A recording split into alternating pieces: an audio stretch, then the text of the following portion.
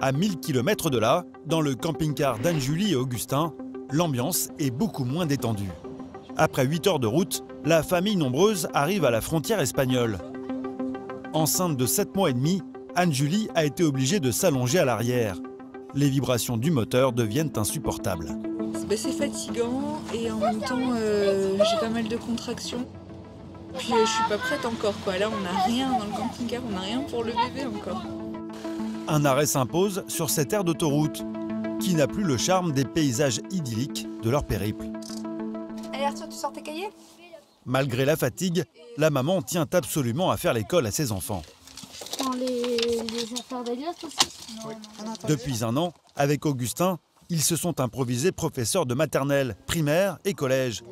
Mais comme souvent, Eliott, l'avant-dernier, fait des siennes. Il est parti où, Eliott?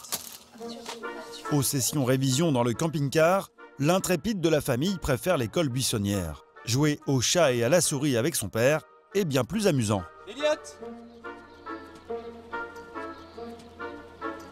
Il est là, Eliott?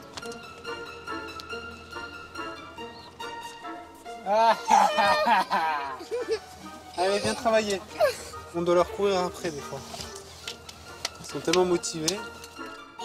Une fois les élèves au grand complet, les parents professeurs ne sont pas au bout de leur peine. Allez, Augustin. Réfléchis d'abord avec ta tête avant de regarder. Alors au lieu d'appeler Augustin, on dit Demain, Tintin. il comprendre. Après autant d'heures de route, impossible de capter l'attention de tous les enfants.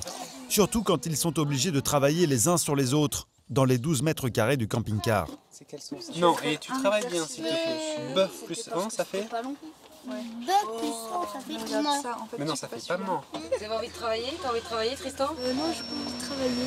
Voilà, exactement. Pendant leur voyage, les enfants ont bénéficié de salles de classe qui les inspiraient un peu plus.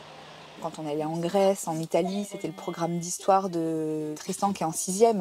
Donc là, c'était génial de voir la Rome antique, d'aller pouvoir se balader dans les ruines, la Grèce antique, d'être sur les sites à Athènes et tout ça. Donc le cours, je le faisais là. Je le faisais pas sur la table. Bon, alors on lit un truc super barbant. C'est la dernière heure de cours avant le grand retour en France. Anne-Julie n'a qu'une hâte, arriver enfin à destination. Mais ses enfants n'ont pas prévu de la laisser tranquille. Viens me voir tout de suite. Avec moi, tout de suite. Tu viens avec moi. Plus le nombre d'enfants à bord est important, et plus les derniers kilomètres paraissent longs. On est en France d'ici une demi-heure, trois quarts d'heure. Là, on voit Saint-Sébastien. À quelques kilomètres de la frontière, changement de décor radical. C'est la fin de leur tour du monde. Ils doivent trouver un camping où s'installer. Mais avant cela, la famille a prévu une dernière escale à Tarnos, dans le sud-ouest, chez les parents d'Anne-Julie.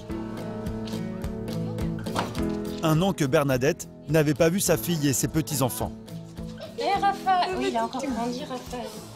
Pour elle, ce retour anticipé est une aubaine. Mais Bernadette ne va pas être rassurée pour autant, car Anne-Julie lui annonce qu'elle a prévu d'accoucher à domicile dans un camping. J'accouche pas à l'hôpital ou à la clinique. J'ai essayé déjà, ça me plaît pas du tout. Donc j'avais déjà accouché à la maison pour Eliott. Et là, c'est ce que je voulais. Mais comme on n'a pas de maison, du coup, on prend un petit chalet voilà, au camping. Et voilà, quoi, ça se joue entre, y a moi, Augustin et ma sage-femme. La mère de Julie n'a jamais donné naissance dans de telles conditions, alors elle est un peu inquiète. Surtout que sa fille n'a toujours pas trouvé de camping pour s'installer. Et sinon, tu veux pas un plan B si vraiment ça se déclenche sans que tu puisses vraiment prévoir? Il y a le camping-car sinon.